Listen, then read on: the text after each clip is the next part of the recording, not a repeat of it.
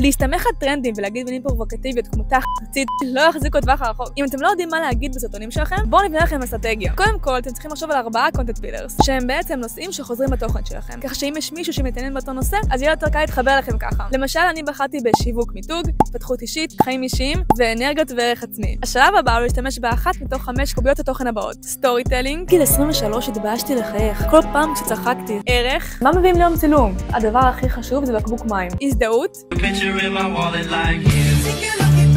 מיתוג אישי. תמיד אהבתי לדמיין משהו, ואז להפוך את זה למשהו שהוא מוחשי. אחרי שהשתחררתי מהצבא, וסדרת רשת. אני הולכת להגיע ל500,000 צפיות. בואו תראו איך. כל קובייה כזאת מובילה את הצופה לאיזשהו רגש או מחשבה שבא לי שיהיו אצלו. ובשלב האחרון אנחנו בוחרים קונספט, זה אומר איך הסרטון יבוצע, וגם לזה יש חשיבות. הרי קרוסלה לרוב מגיע לעוקבים שלך, וסרטון מגיע לקהל חדש. אם עד עכשיו לא היה לכם כלום על מה תוכלו לדבר, אז הכנתי עבורכם רשימה ארוכה ומפורטת שמלא קונטנט פילרס, לכל אחד מהם גם רעיונות שתוכלו להשתמש בהם. תכתבו כאן את המילה פילר ואשלח לכם.